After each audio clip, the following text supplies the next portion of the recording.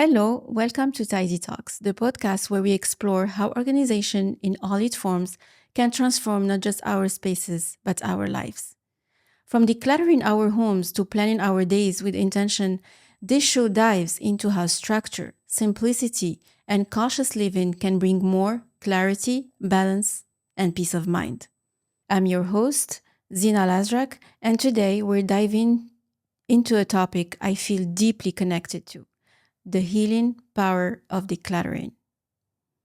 Because often the mess in our homes mirrors the noise in our heads. In this episode, we're crossing borders to welcome a very special guest, Monica Fay. She's a US-based professional organizer with a global lens and deep insight into the emotional impact of clutter. Together, we will explore Monica's journey filming with professional organizers around the world, the powerful connection between decluttering and mental health, and finally, how intentional spaces can support healing. If you follow me on social media, you already know Monica. We met 2 years ago and filmed together the second episode of the Big Let Go show. We also reunited in London this past October, where I had the honor of being a guest speaker on her panel, discussing the unique challenges of organizing in Morocco. Welcome, Monica. Thank you for being here in Tidy Talks. I'm so happy to have you here. Thank you for having me. I'm really excited to be a part of your show. We've talked about it in London. Do you remember? Yes. And here we are filming the first episode. You made it happen. I'm so excited. So, before we talk about your amazing project, let's talk a little bit about yourself as a professional organizer and what led you down this path.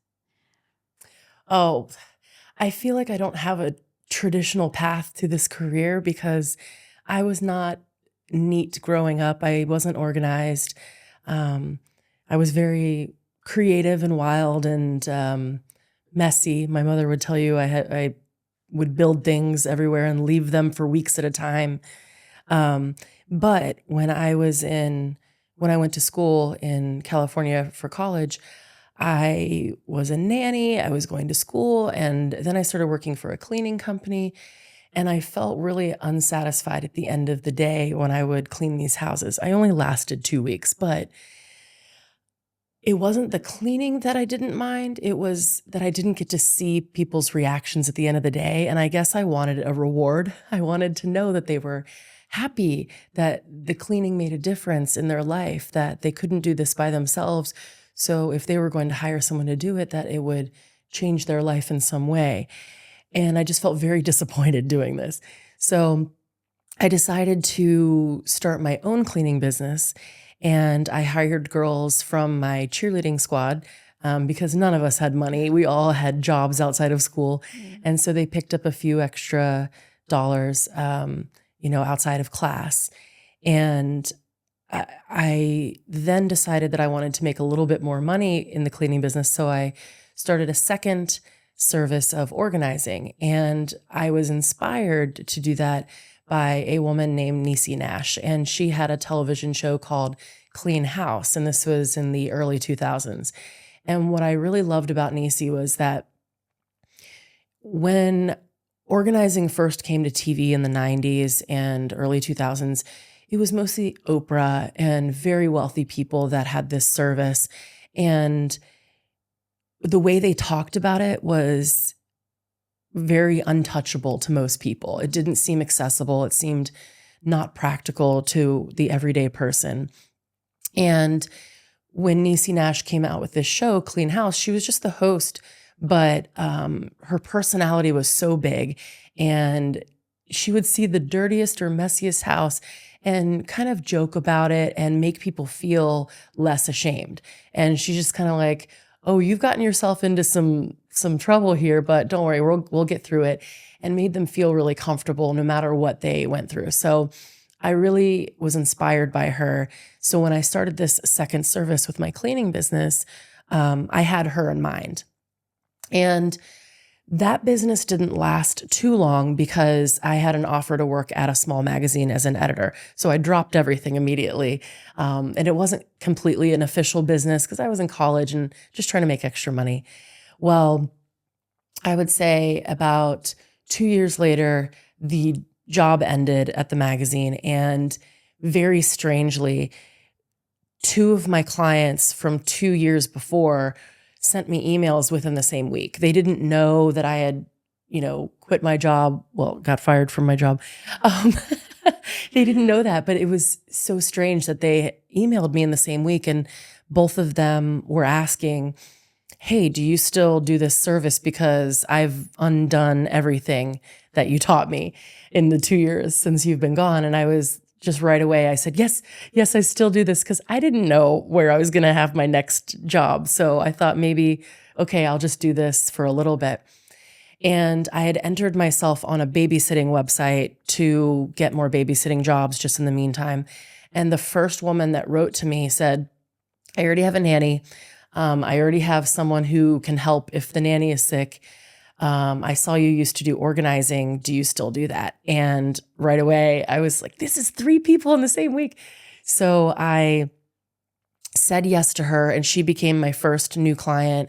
And she is a doctor of psychiatry in California, and she is the person that got me interested in the mental health aspect of organizing and how different lifestyles and different experiences impact the way we have a relationship with our things. So she was a very important client of mine. And I think it's been 15 years now. She's still my client. Wow.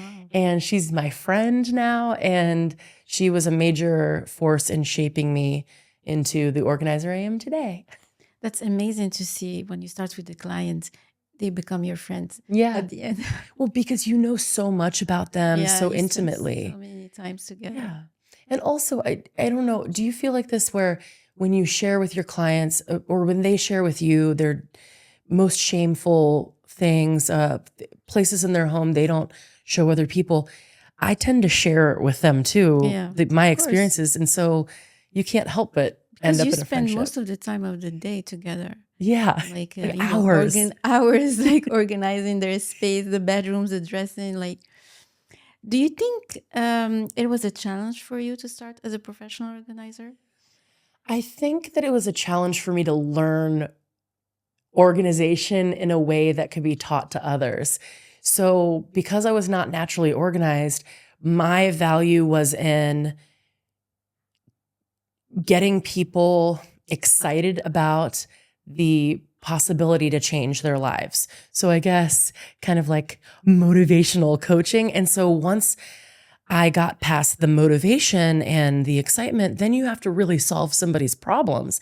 And I can see a solution, but it took me time to realize, okay, different people consume information different ways. They learn differently. And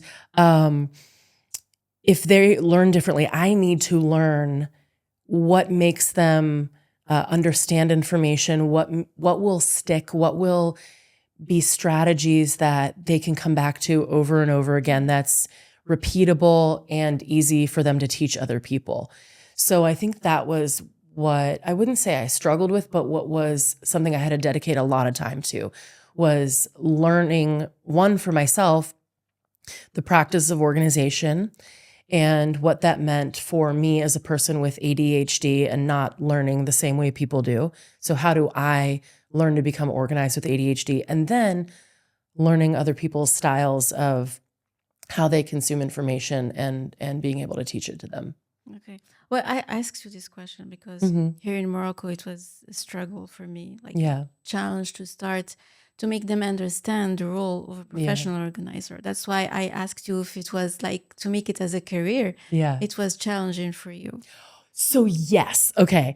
Now I understand. So it was because again, this was the era of where Oprah had the organizer, and I think it was like Julie Morgenstern or something, and Peter Walsh, and it was still very untouchable. So a lot of my clients, I started putting paper on the grocery stores with, advertisements in marker, like colorful markers and crayons and stuff like that. And so people would find it, tear the paper off, and then call me. And they didn't want people to know that they had an organizer. They would have me come over when their husbands were at work. And if the husband came home early or if a friend came over, they would always, either make me leave out of the back, or they would tell them that I'm just a friend dropping off something for them. They would lie. And so I think when I started, people were beginning to already see a need in the US because we had been exposed to it on TV for a couple years, even though it seemed like something untouchable to most of us and unnecessary. I think that the TV shows started to create a little bit more accessibility. So I was getting hired. I didn't have a struggle to get hired, but it was, once I was there was a lot of pushback of, well, why does it need to be done this way? I don't want people to know you're here.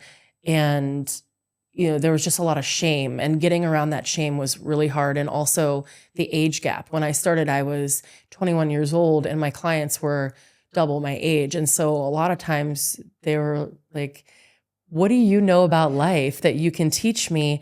I've been through divorce, death, and, buying a house or losing a house. How do you know how to teach me through all the things that I've already been through and you're just starting as an adult? So that was a big one too, to be able to convince people that even though I haven't been through what they've been through, that I can walk them through their next phase and to be able to let go so that they're not burdened by all the things they've experienced. Maybe they can use those things to get them the freedom that they want in their homes. So it took some years, and I think I took a lot of clients that I didn't enjoy working with, just because it was very easy to get the work with them. And then they didn't really believe in the work. They wanted an instant transformation without doing the necessary things that you and I both know you need to do. And I think that once Marie Kondo came into the picture, I think she blew it out of the water. I think that she is the reason why professional organizing is easier to understand and easier for people to accept that maybe they can do this with an organizer or can learn from someone who does this professionally and not feel like they should have known since they were born how to do it. She made it simple for others. Very simple. And that's what, I had to look back at myself. Am I making it simple for people? Am I making it accessible? Am I presenting this to people in a way that it's easy for them to say, well, I'm uncomfortable with this being something I pay for to be done, but the way you present it to me, now I know that this will change my life because you've explained it in a way that is like, okay, this is great. Yeah, they understand it. Yeah. Okay. Well, now let's talk about your big project. The one you were a part of? Yes, your incredible experience filming the Big Let Go show around the world. I think you've created this show to film with professional organizers from different countries to highlight not only different ways, like how people deal with clutter, but also how clutter shapes their approach to organization. You've collaborated with many right now, like I think you've been to London, Casablanca with me. You've recently been to Singapore and Hong Kong. I saw it on social media. Yes. So what are the cultural differences that you've noticed in how people relate to clutter and organization? Oh, there's so many. But when I started this, it was because I felt like the approach that was happening was that organizing had to happen this way. And basically, you better just get used to the fact that you need to let go of things. And there wasn't really a deeper understanding of why we do the things we do. So I had started with mental health. And then I realized, well, mental health is impacted by more things than just I'm sad or I'm anxious. It's the things that happen in your life that shape all this. Yes. So once I came to that understanding and really watching my clients and the things that go on in their life, I could come up with better solutions for them.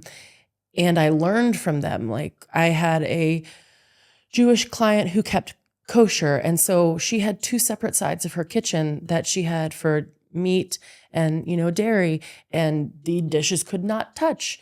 And that was a really big learning curve for me. How do I help someone organize kitchen that has 2 times the dishes because they can't touch certain foods. And so just learning that cultural difference. And then in the US, a lot of people wear their shoes inside the house. And I know on social media, that's disgusting to a lot of people.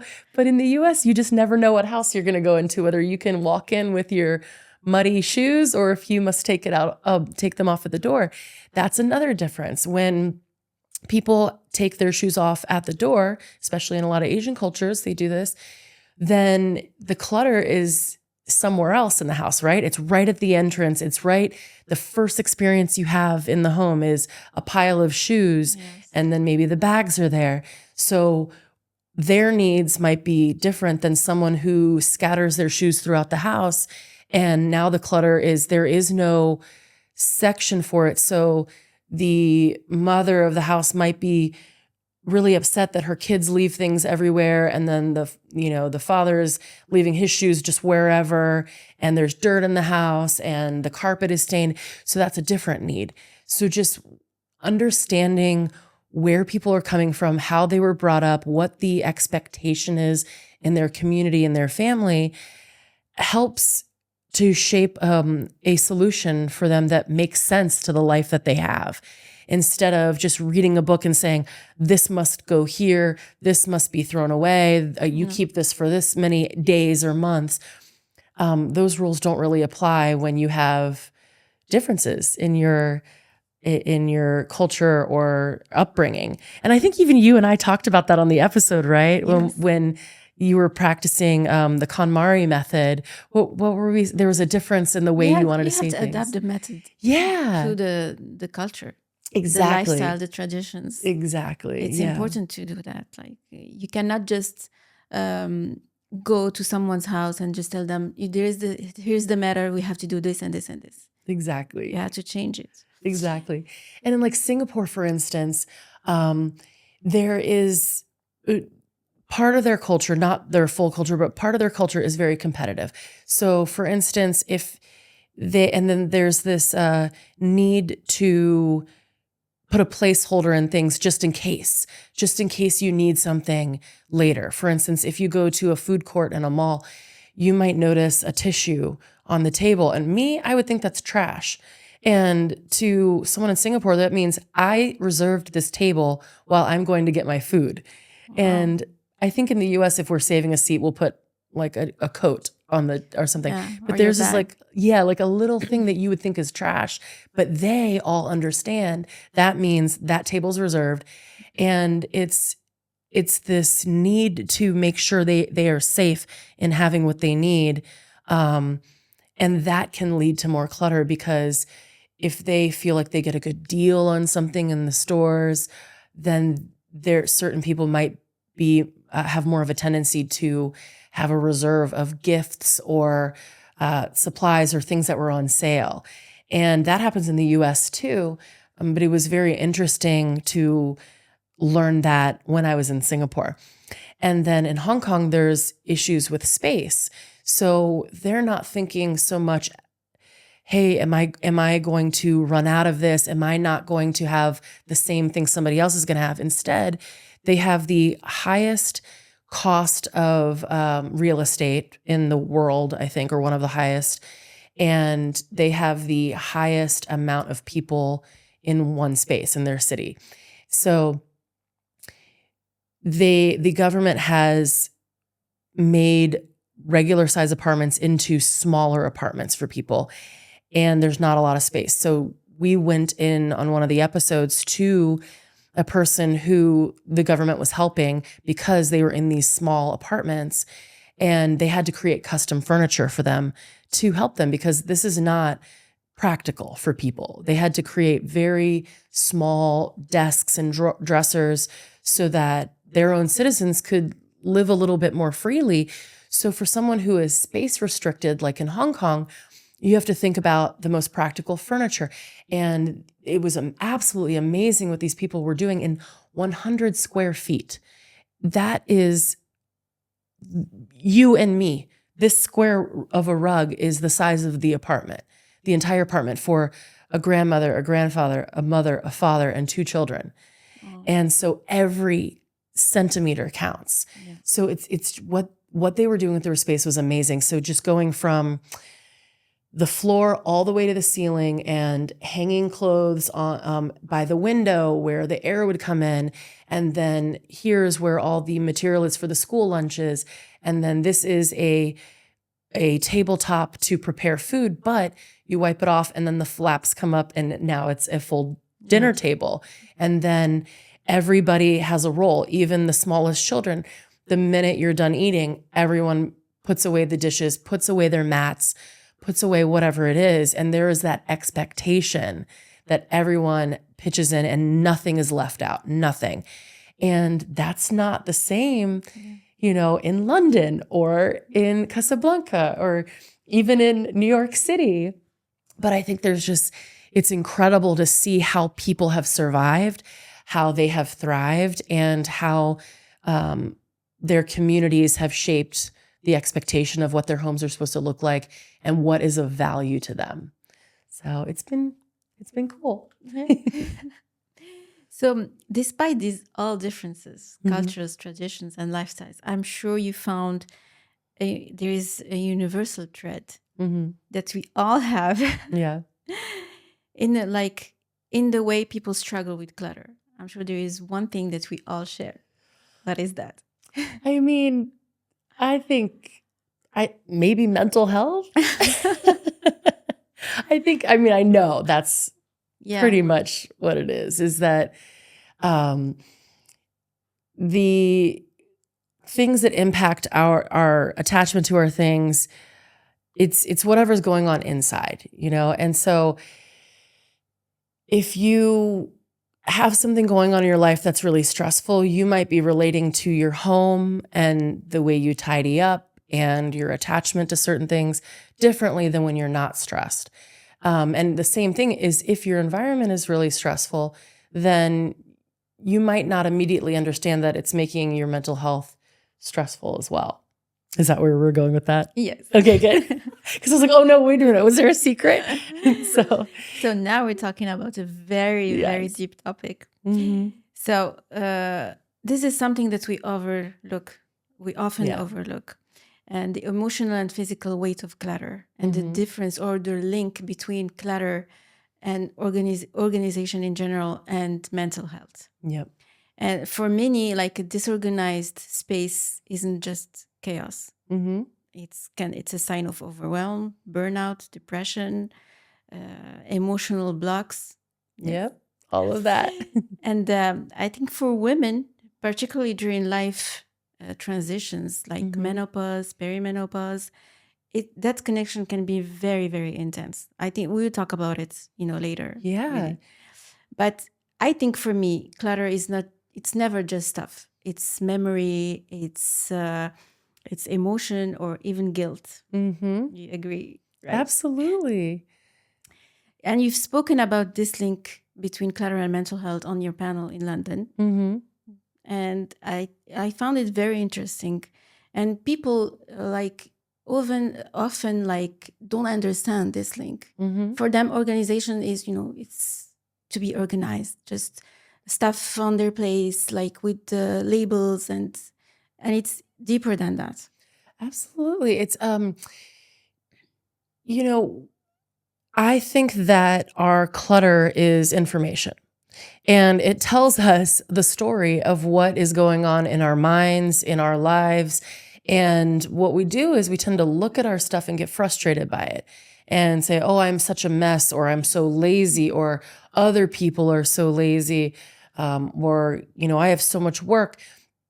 And we don't look at it as, well, what is laziness in the first place? What is being a bad mom or a bad wife or husband? What does that even mean when it comes to our stuff? What is the root of that? What makes you bad or lazy or whatever it is? And if there's a huge change in your behavior, then maybe that's an indication that something else is going on. And it's not just laziness or being a bad partner or being a bad parent. When we can examine our own lives, then we can find solutions to the physical around us. And the same thing in the inverse as well. Sometimes we're not ready to understand what's going on in our minds, but through decluttering, through the routine of letting go, putting things away, seeing the clear surface, even just wiping something down, having that ritual can be a meditation for us, can be something that relieves our mind from the stress, and it can be an access point to whatever else is going on. But we do need to keep asking ourselves, is this just, I threw something in the corner and now I must clean it up just because that's life? Or is this something bigger that I need to maybe work on and see if there's a bigger problem? And that could be burnout at work or at home.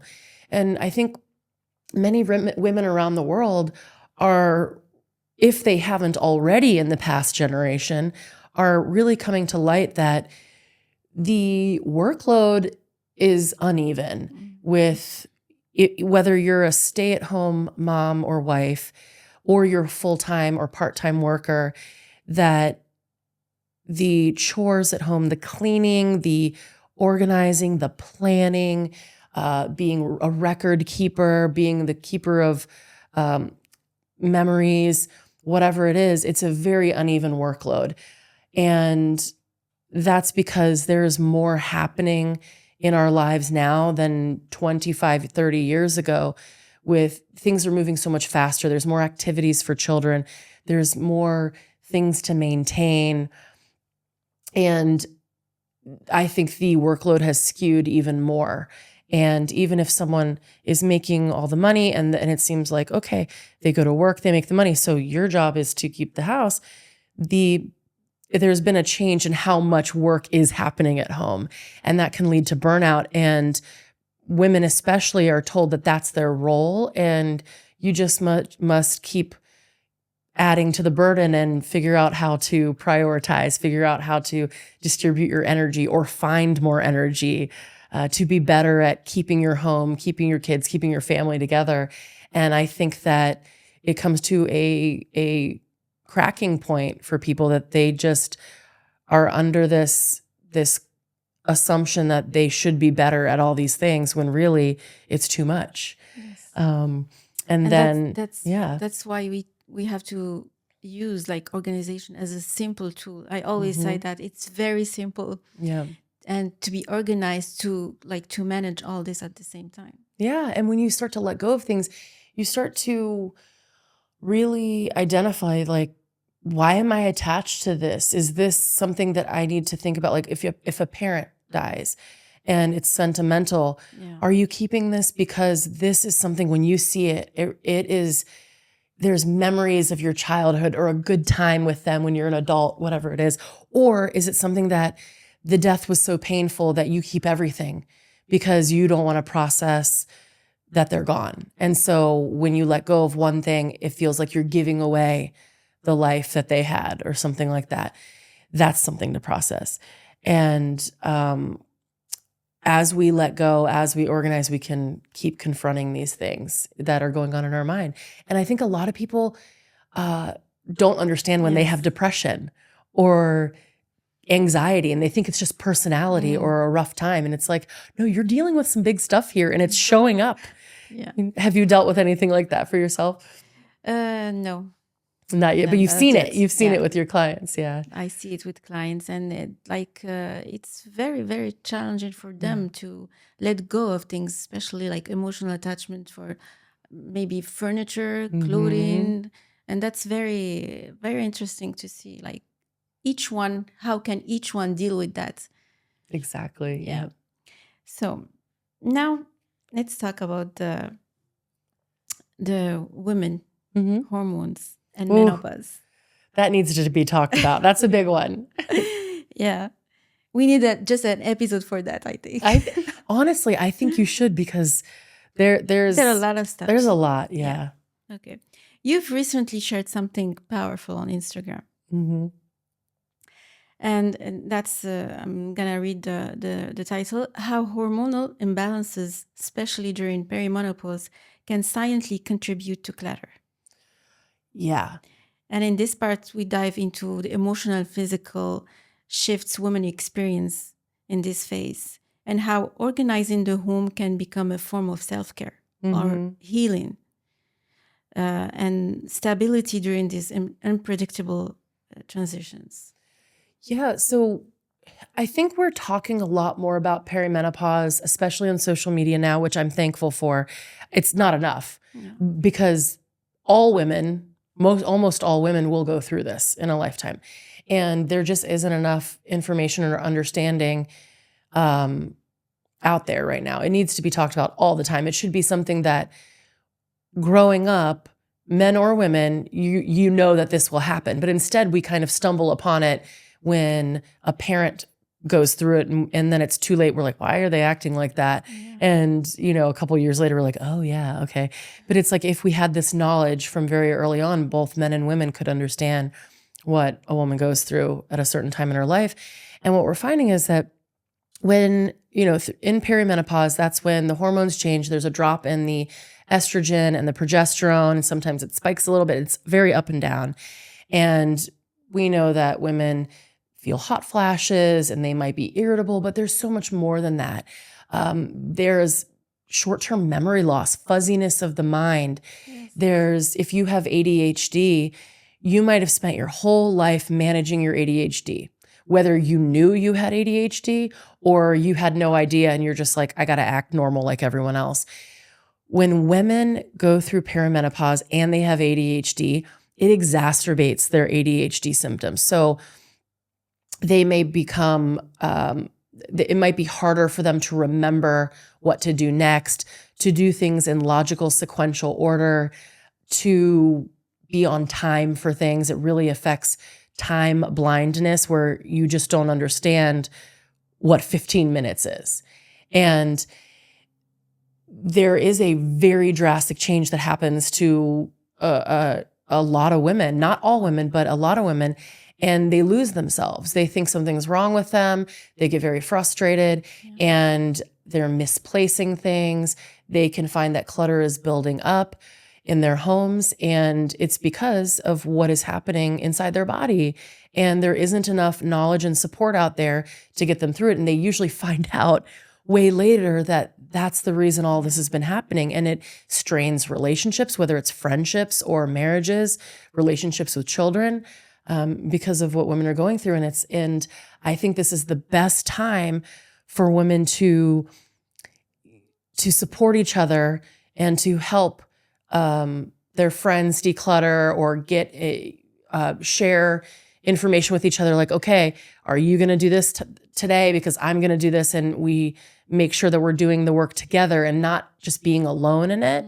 And also finding online communities or talk to your doctor about how to relieve some of these symptoms through hormone replacement treatment or exercise or diet, things like that. Because it really does affect the whole home and your relationships with people. Yeah, we underestimate this phase. Yeah. And we go through a lot. Like the symptoms are like just. And I've heard from so many clients, they always say this, I used to be really organized. Yeah. And I was like, a lot of people are saying that. And then when I started learning more about perimenopause, I was like, oh, certain people are saying this more than others, that I used to have it all together. You should have seen my house 10 years ago. It was so beautiful. And I used to just tell them, it's not about being perfect, all that. And then I'm like, wait a minute, they're not talking about perfection. They're talking about how they feel like they're losing their mind or their sense of self. And they want to get back there, but they're fighting this uphill battle. And there is relief though, right? It's not easy. Yeah. There's relief. Well, with your clients, did you go through this with some of your clients? More recently, yeah. So once I found that connection through the Big Let Go, we meet every single week with Decluttering online, like in a video chat. There's a group of us. And there's a different theme for every week. So first we start with the same steps for the first hour, and they know to get ready, declutter, and through these same steps. It's like a routine that's familiar. They already know the rules, but they like hearing it one more time. Then the second hour, we go deeper into a topic. And I was fascinated with the mental changes of perimenopause. And as soon as I brought this topic up with my little facts from the internet and percentages. Almost every woman in the group was raising their hand to talk about their experience. And that's when I knew I was like, I have to pay more attention to this and allow these women to express themselves and to hold space for them, that you're not lost. You haven't lost yourself. Let's come back to you. And that became a focus, was helping women come back to themselves, because they felt lost and they felt overwhelmed. And it was something so devastating, so drastically different, that it was like taking over their lives, and they felt like they just had to accept it. And a lot of them didn't know this was connected at all. Yeah. So that was a huge learning curve for me, and very important for me to learn as well, because then I could be even more connected to my work and the people that I work with. I don't think people that, their families or their kids or, their close ones, they understand what they're going through. Like maybe they will think, oh, my mom just forgot where she put this. Where did you put this? Can't find it. And they don't really know what she's going through. Exactly. And I think they don't know until too late, or if they do know, oh, mom's going through menopause or perimenopause, it becomes almost like a joke, where it's like, oh, she's in a bad mood again. It's like, no, this is a real thing. It's not just mom's in a bad mood, or, she forgot this. Yeah, or she forgot. Yeah, or she's, look at her. As organized as before. Well, and also it's that tendency, especially ADHD and perimenopause, you get these little ideas and you get really excited about this certain idea, and then you forget about it and you don't care about that idea anymore. But in that time, your life was dedicated to that idea. And so you accumulate all these things. And so I think that people living with women who are going through this, they can be very frustrated. They might know logically perimenopause, that's what's happening, but not understanding how, especially ADHD and perimenopause, means that there might be more stuff coming in, there might be more clutter, because their mind is different and they're not understanding that connection. So I'm hoping that more people, if they haven't gone through perimenopause, can be more supportive of people that are going through it, and seeing that when someone's struggling with remembering where things are, clutter building up, just memory issues or irritability, that they are being supportive of that and helping them through it. And maybe when you start to observe someone and understand what they're going through, maybe you can see a solution there, that maybe they need to have their keys in the bowl. And if you see it somewhere else, you put it right back into the bowl with the keys. Or if they're leaving all the grocery bags all over the place, that maybe you help them put the groceries away and then fold the bags and put the bags away. That extra step when someone is not able to do it themselves is so crucial, because you're a support system. And we talk about community a lot, but I think community also needs to have an understanding of the very real things people are going through, and not just, hey, we're together in this. It's like, well, what are people actually needing? And forming that micro community within your own home and family. That's very interesting. Okay. Can decluttering become a form of self-care? Oh, yeah, definitely. I think for myself, when I declutter at home, because I'm more of I like doing it in waves. People have different ways they do things. I like to have my home very neat and my candles, and then I have a flare of creativity and I take everything out and it's all over the place. And then I sit there for a while and I look at my mess and I get frustrated and I procrastinate. And then all of a sudden I get excited and I want to clean everything and I've got the music on and I'm happy, and it becomes like something that I really enjoy. And I used to wait way too long for the cycle, let things get messy for way too long. And then when I realized I enjoy the cleaning, I enjoy the tidying up, I enjoy having everything having a place. So let's say bad things happen in my life and everything becomes a mess, I know that I can come right back to this system. I think that no matter what your style is in your home of being organized or having things everywhere, if you're more visual and need things out to see them, or if you like things behind boxes and drawers, whatever it is, you start to realize the parts that are enjoyable to you and make you feel better. What do you actually feel like when you let go of things? What do you actually feel like when you have made a system and you're able to work the system, put things back in after a big mess?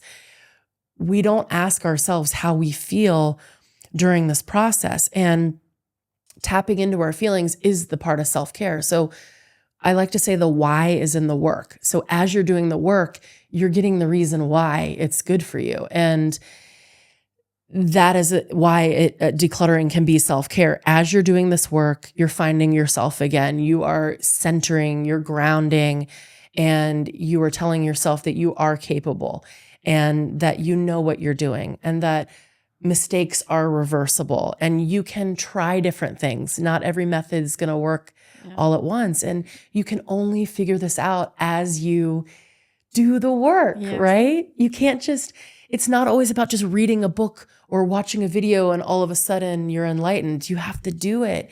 And we try new things and we find something that works and then we work it as a system. We create a ritual.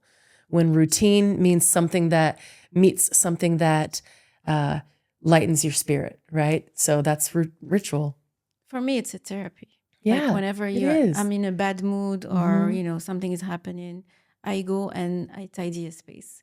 Yeah. And I feel better right after. And that's, people need to understand that when they do the work, like you said, they will feel the difference. Yeah. And they're like, basically their life will change. And also I bet some people out there are like, oh, clean my house.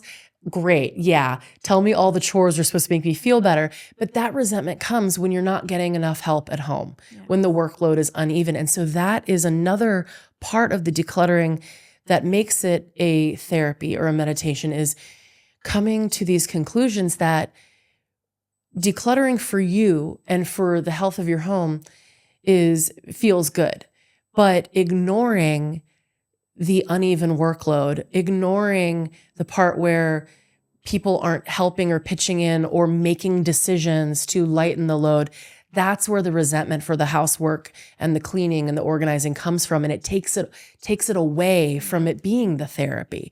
So I understand when people say, oh, genius thought, cleaning is good for you. It's like, well, you don't have 6 kids to take care of. It's like, let's talk about that. Let's talk about why this is no longer a therapy for you because you have so many other people you're looking after. And obviously you are not getting the support you need.